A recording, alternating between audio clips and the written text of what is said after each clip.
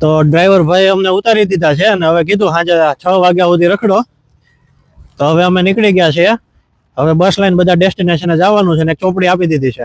તો ચોપડી લાઈન બધા લોકેશન અમારે જોવાના છે અને બતાવીએ તમને સ્ટોકહોમ કેવું સિટી છે.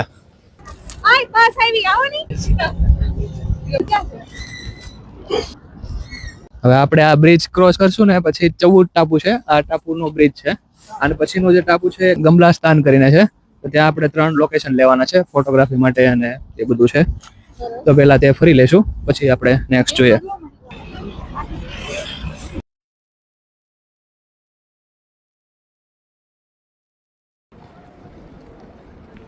સ્વીડિશ લેંગ્વેજ છે.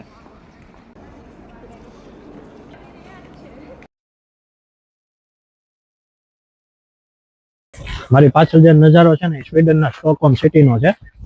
હવે આ મલ્ટિપલ અલગ અલગ ટાપુ ઉપર આખું સિટી વસેલું છે અને આ જે પોઈન્ટ છે ને ત્યાં તમે આવો ને એટલે ત્યાંથી તમને આખો મસ્ત વ્યૂ દેખાય. એટલે ફર્સ્ટ ક્લાસ અમે ફોટોગ્રાફી કરી લીધી છે અને હવે જઈએ છીએ નેક્સ્ટ ડેસ્ટિનેશન માટે. ડુંગર ઉપરથી ઉતર્યા હોય ને એવું લાગે છે. નકરો ઢાળ છે, બહુ ધ્યાન રાખીને ઉતરવું પડે છે. તો જો આ જે મારી પાછળ જે બ્લેક કલરની બિલ્ડિંગ છે ને એની બાજુમાં ફોટોશૂટનો પોઈન્ટ હતો. અમે ત્યાંથી ફોટા પાડ્યા હતા. ત્યાંથી ક્રોસ કરીને આ બાજુ આવી ગયા છે ચડતા ચડતા. આ બાજુ પાણી છે. અમારા નવા મિત્ર છે. નીચે પથ્થર જોવો દેખાય.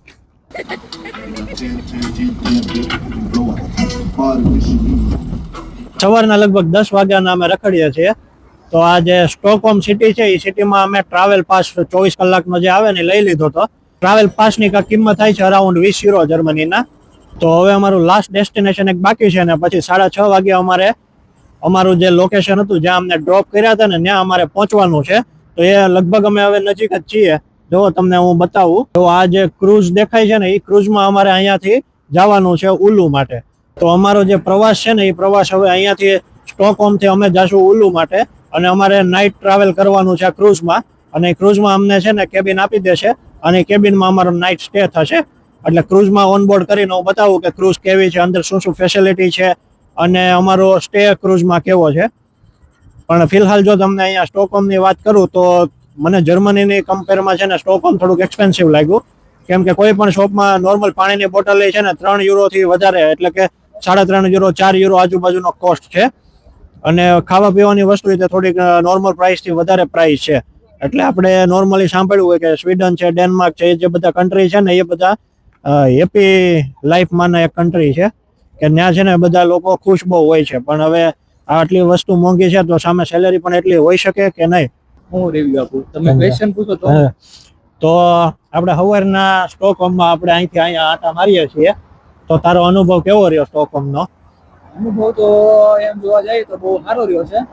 પણ ઠંડી બહુ છે એટલે આપણને વધારે પડતો આપણે બહાર રહીએ એટલે બહુ ઠંડી લાગે. એ વાત તો છે. આમ લોકો એવું કહેતા હશે કે આ સનગ્લાસ પહેર્યા છે ને માથે ટોપા પહેર્યા છે. પણ ખરેખર અહીંયા છે ઠંડી અને તડકો છે એટલે સનગ્લાસ એટલે પહેર્યા છે. પણ આમ ઘડીક બહાર રહીએ ને તો તરત ઠંડી લાગવા માંડે છે. બોડી ફ્રીઝ થઈ જાય એટલે પછી કોઈક બસ પકડી લેવાની, ગરમ થઈ જાય એટલે પાછા બહાર નીકળી જવાનું. એટલે આવું છે અહીંયા. તો અમે જે કંપની થ્રુ અહીંયા ટૂરમાં આવ્યા છીએ ને એ ટૂર વાળા છે ને અમને આવી રીતે આ બ્રોશર આપે અને આ બ્રોશર થી તમે છે ને ઇઝીલી ફાઇન્ડ કરી શકો કે કયા પ્લેસ તમારે વિઝિટ કરવા જેવા છે. અને આ લોકોનું છે ને લિસ્ટ હોય બનાવેલું. એટલે ફાયદો એ છે કે તમારે છે ને ખોટા ક્યાંય આમ તેમ ફાફા ન મારવા પડે અને ઇઝીલી તમે પ્લેસ ફાઇન્ડ કરીને એને એક્સપ્લોર કરી શકો. મારી પાછળ એક બાજુ પાણી છે ને બીજી બાજુ પહાડ ઉપર ઘર આવેલા છે. એટલે જો મિત્રો તમે ખાસ કરીને આર્કટિક સર્કલમાંના કોઈ પણ કન્ટ્રીમાં તમે જો પ્રવાસ માટે આવતા હોય ને તો તમારે ઠંડીની ખાસ તૈયારી કરીને આવવાનું. કેમ કે અહીંયા છે ને નોર્મલ દિવસમાં વેધર સની હોય તોય છતાં તમારે તાપમાન છે ને 0-1 ડિગ્રી હોય. એટલે ઠંડીનો ભરપૂર માત્રામાં તમારે સામનો કરવો પડી શકે છે.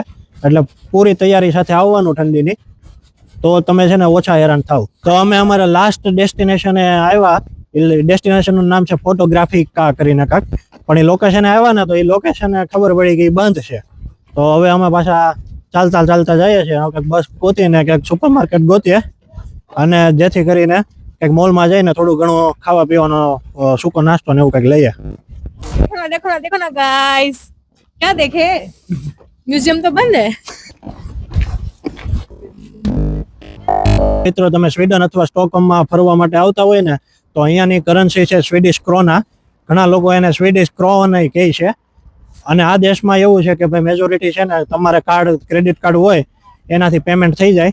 એટલે અમે આખો દિવસ રેખડા છીએ, અમારે ક્યાંય કરન્સી કન્વર્ઝેશન કરવાની જરૂર નથી પડી, એટલે મોસ્ટલી ક્રેડિટ કાર્ડથી પેમેન્ટ થઈ જાય છે, વાંધો નથી કાંઈ. પણ જો તમે કદાચ લોંગ સ્ટે માટે અહીંયા આવતા હોય તો તમારે સ્વીડિશ ક્રોના કરન્સી કન્વર્ટ કરાવવાની જરૂર પડી શકે છે.